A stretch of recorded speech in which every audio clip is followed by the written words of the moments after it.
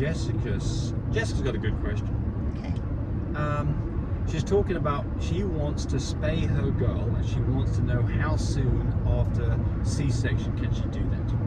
So that's a good question. It's not one that we get very much, but it's definitely an important one.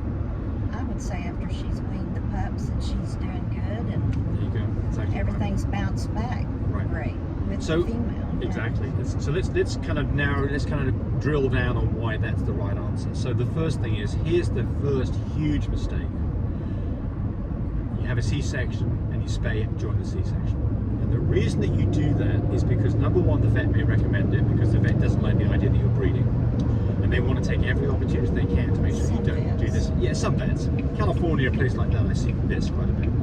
But they want to put their control over you not to have puppies again. Might be legitimate, but it's certainly not their decision. Anyway.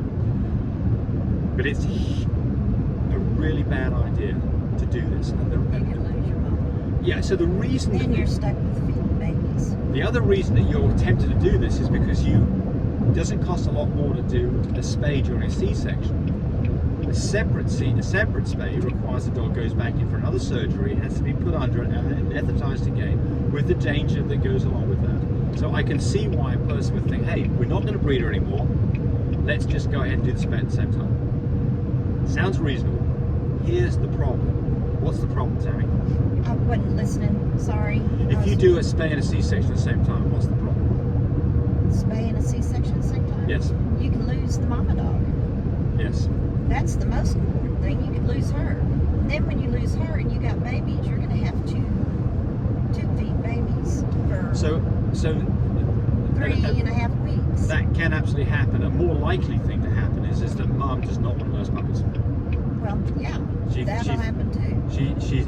If she survived the C-section. Yeah, so we did this one time with a Chihuahua, didn't we? We had a Chihuahua that we got in trouble.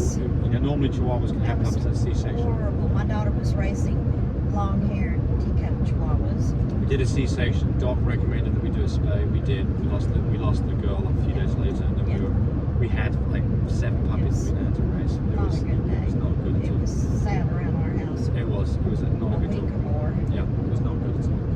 But if you do this, the very likely result is that mum is not going to be a good mum. She just feels like crap.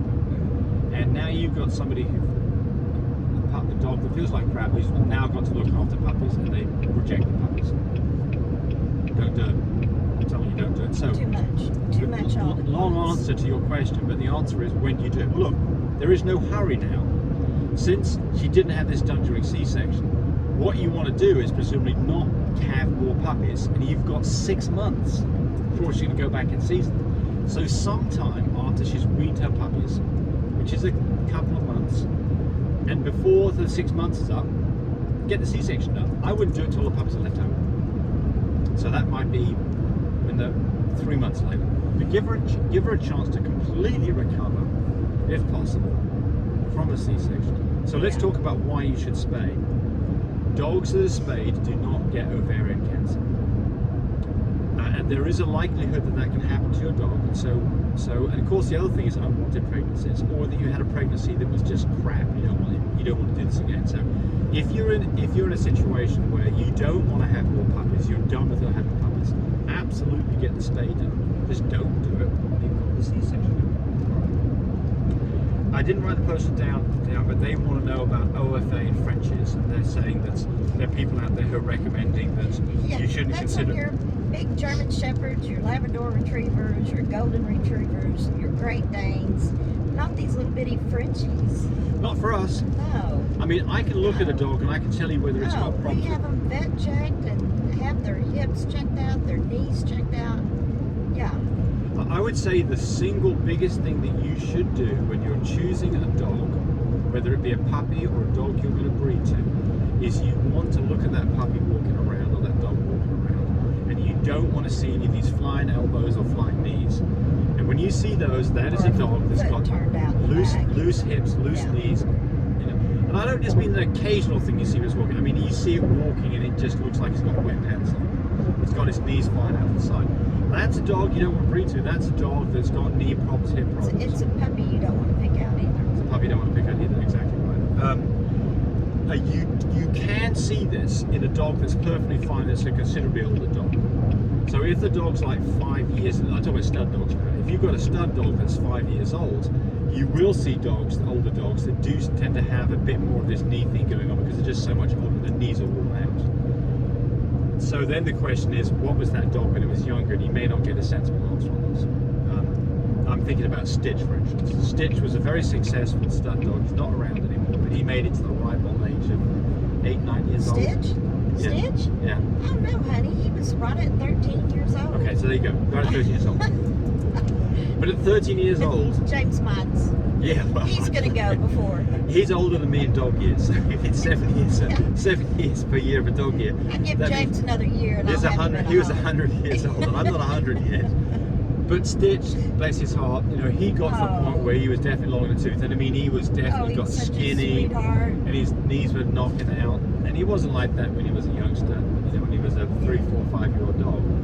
But the point here He is had a lot of good babies. a lot of good babies, but you know, right the last few times that he was starting to be used, he was starting a little bit decrepit. He was still shooting sperm, still being used, but it got to a point where his sperm count was just not good enough.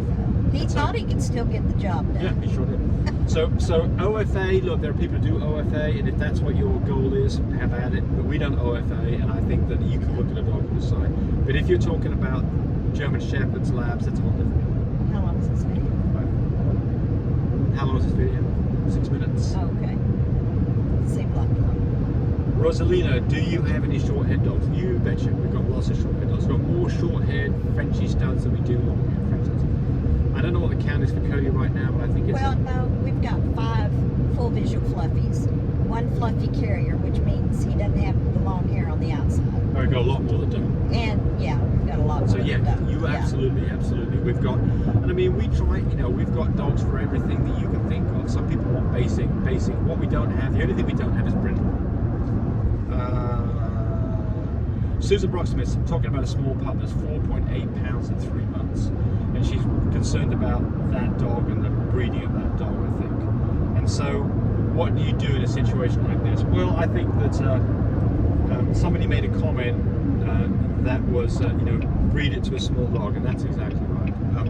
You know, where's the cutoff point? This dog's just 3 months old, so you don't have to make any decisions yet. You're not going to breed. I would not breed a small dog until the dog is second heat or well over a year old for a really small dog, and then there's still a cutoff point. I mean, if the dog's 12 Be pounds, careful about I wouldn't breed the dog. watching what Would you? stud. There's some people out there doing it, but you got to pay attention to what stud you're using on and know some history about it on its past litters it's had to make sure they have small puppies. Yeah, I mean, you're having a C-section, so it's not like, you know, that but, you I know. if you get a small dog that gets really pregnant, it's going to be difficult. It's going to be You're difficult. gonna have babies early, for sure. Yeah, I mean, if you had Yeah, 6 'cause puppies in a they don't have much room. 12-pound dog, I think that's not a good day. So I'd be very careful about this. Susan also asked about Morris. She went down a rabbit hole trying to find out where Morris came from in Frenchies. So, I mean, here's the deal. You're not going to find out. Morris came from somewhere. It was not part of the Frenchies originally. It came from somewhere. I mean, you can have things that just pop up out of the blue, and then people keep on breeding those particular traits and end up getting that as a trait that's in the particular bloodline. But I don't think it's particularly relevant. And here's the reason why. If you think about all of these dogs, every dog that's on the planet today, they came back from probably what we call Canaan dog.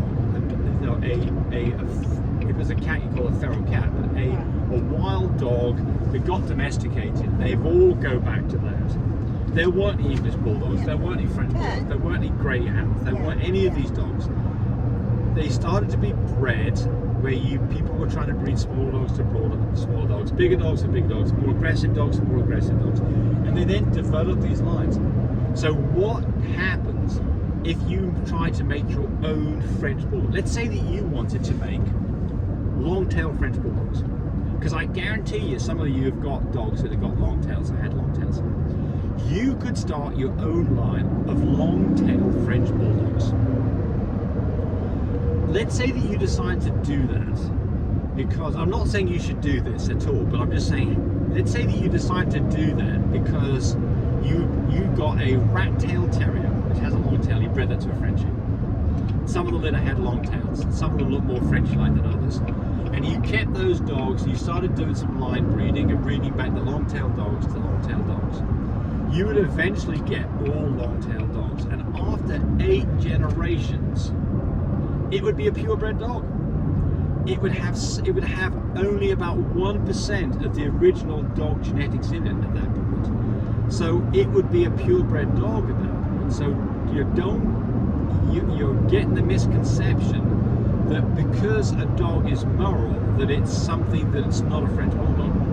Look at the dogs. They're obviously French Bulldogs. If you have a question about your dog or your puppy that you picked up, and you have a question about it, who's it? You go embark. Embark. You do an embark. Do an embark. Yeah, you can do an If embark it test. comes back not the correct, like a full French Bulldog, then I'd be calling the person who bought the dog. Well, for it. you've got to be careful with that one too. Yeah, it's not exactly No, true. why not? Because how does, I mean, it's an interesting question. So what you're saying seems more than reasonable. But here's the unreasonable part about it. The embark test for a purebred anything is based on the average DNA profile that they see in a select group of dogs, and they then use that to say the dog that you're talking about has that profile of this set of group of dogs that we say are purebred Frenchies, for example. The problem is you got your dog from Europe. And those dogs have a slightly different genetic profile because they came from Europe. And because of that, they may not match the American group they used. So it comes back as being 87% French Bulldog. In fact, it really is 100% French Bulldog. So I think the embark test, if it comes back 100%, you could be completely happy. The problem gets to be if it comes back as something close to 100%, then you don't know. And I would say this, look at the dog. French Bulldogs are unique in their look. If you're buying a dog that you're suspect, like a Merle, for instance, or a Fluffy, or something like a, what are the new ones, Pigs, or Huskies, or Coys, these not very well-known dogs, and it doesn't really look quite French Bulldog-like in some way, don't buy it. That's it.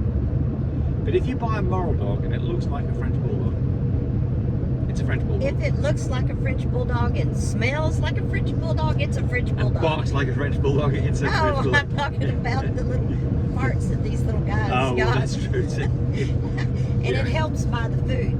And let me tell you, I'm going to do a sales pitch here. Ever since I started the Life Abundance small breed, and we sell it on our website, I haven't experienced the real bad gas smell like what I used to. And their stool is less, and so I'm real happy with it. And you can buy that on our website. It comes in puppy and adults in different flavors, and it's great stuff. And go to www.mybreedersupply.com. Yeah, we've got good products there. Yeah. These are all products. Anything that we have for sale on our website, we always used use. it, and we're happy with it, and we sell it. Or we've made it and maybe even patented it. Oh yeah, James has invented stuff on there fixed a and problem got that it we. patented. Yeah. Oh yeah. Fixed a yeah, problem that we needed fixing. Oh, just think how many little puppy lives we would have saved if we had our heated whelping system and our incubator kit and the oxygen concentrator. We're not a all huge great manufacturing company. We're 8 people doing this. 8 people who are all involved Plus we in sell the progesterone machine. We don't just sell our own products. We do sell other people's Increased our litters and got our girls pregnant this at the turning right into an advert, time. isn't it? Yeah, That's sorry. fine. You can, the rest of this is an advert. www.mybreedersupply.com. So look, at any point now, shut it off because it's the No, rest of this. because now, since you said that, I'm going to say I've got fluffy carriers for sale.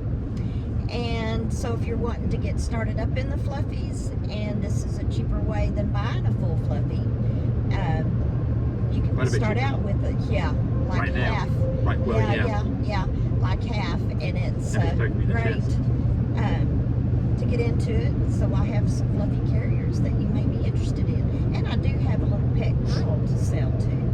She's for pet only. She is beautiful, and her name is Marilyn. She's got a little dot right here, just like Marilyn Monroe.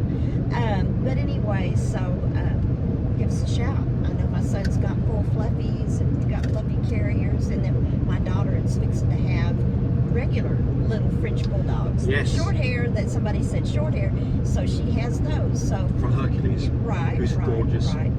And so always, if you just want a pet, ask us about pet prices, because we'll have that answer for you. It never hurts to ask. And my phone number is 580-799-1910. That's my phone number. And then Chanel's phone is 580-799-2875. And then Cody's phone number is 806-664-0173. And we all live in Oklahoma. my number is And we're close 6666666. Mark Are the you beast. over talking to me? Yeah. I can't believe you are. Hey, I thought want to say was. one other thing when you're talking about pet prices. Pet prices.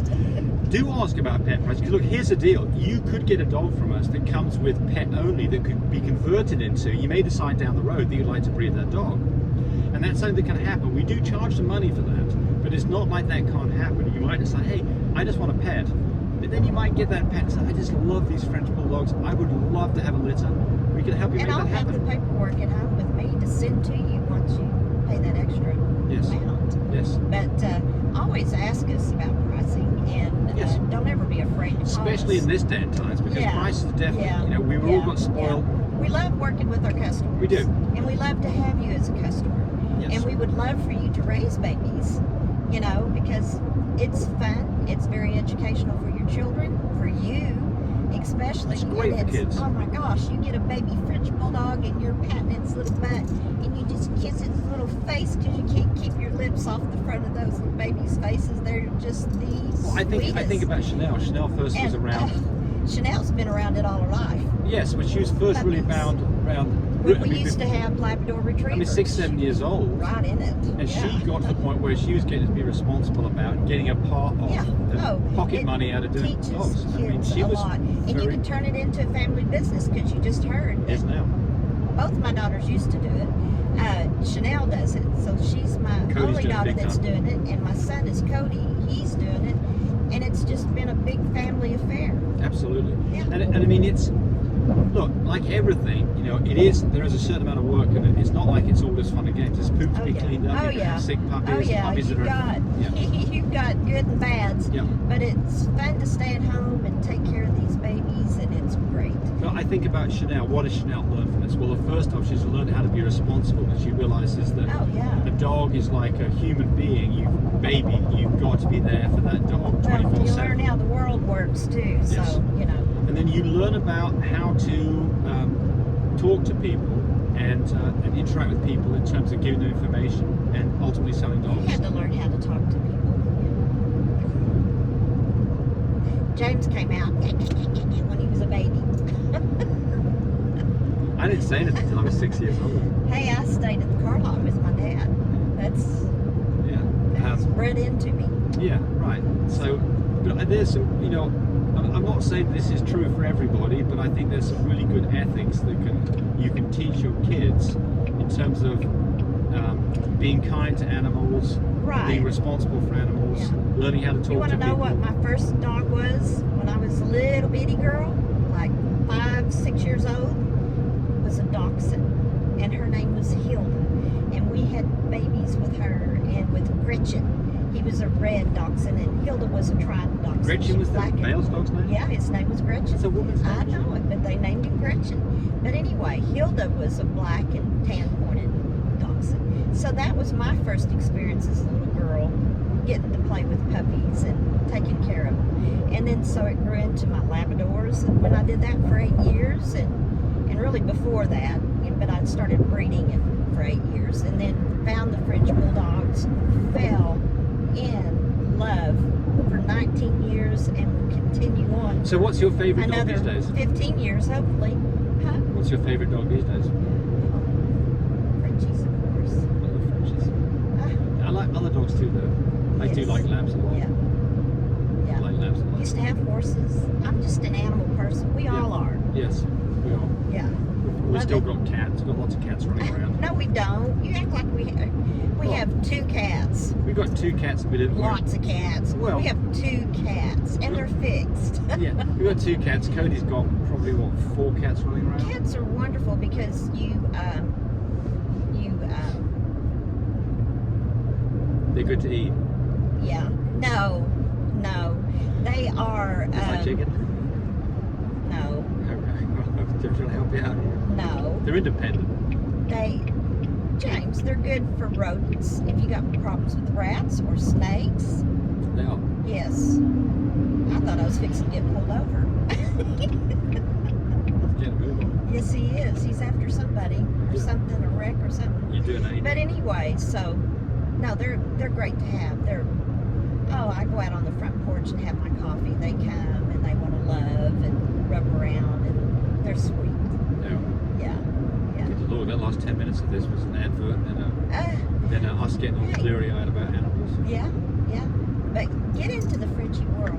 Get in there and get busy and love what you're doing. People who have animals live long. If a person doesn't like a dog or an animal, I think there's something wrong with them. I really do. Yeah. I really do.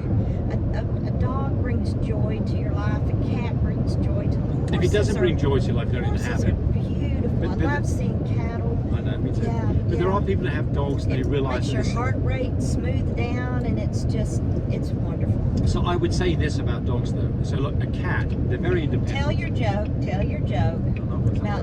Tell your joke. Oh, that? Yeah, about when you put it. Now talk to me once. But the thing, I'd say this though, the thing about cats is you can go away, you can go on vacation for a few days, you can have the next door neighbor put some food out, and as long as it's an outdoor cat, those cats just do fine. You can't do that with a dog. So the problem I see with dogs is people get enamored with the idea of having a puppy, especially at Christmas time. And then the problem is they don't realize that this is a commitment for the next decade or longer. And so it is like almost having a small child around. You've got to be there for the animal. So they give waving love towards you, you've got to give it back. And if you don't, then you shouldn't have a dog. I hate to see dogs that are chained up in people's backyards. Those things make me really upset. I just not feel good about that whatsoever. Hey, there's a really long rambling one right here. Yeah. I wonder how many Call people... me 580-799-1910, and I can hook you up on baby puppies. I wonder how many people will stay for the full 22 minutes. Bye. I think just us. We're talking to nobody now. Well, you keep on talking. Bye-bye. By hearing you talk about dogs. See you. Thanks for watching the video. I really appreciate people who subscribe to me. It helps me, encourage me to do more of these videos. But do remember, disclaimer here, I am not a vet. I'm not a licensed medical professional. I'm purely a person who's been breeding dogs for the last couple of decades. Any information that you got from this video, use at your own risk. There's nothing implied here, and certainly this should not be used as a substitute for advice from your veterinarian or your medical professional. I hope you enjoyed the video. Come back for more of them. Bye.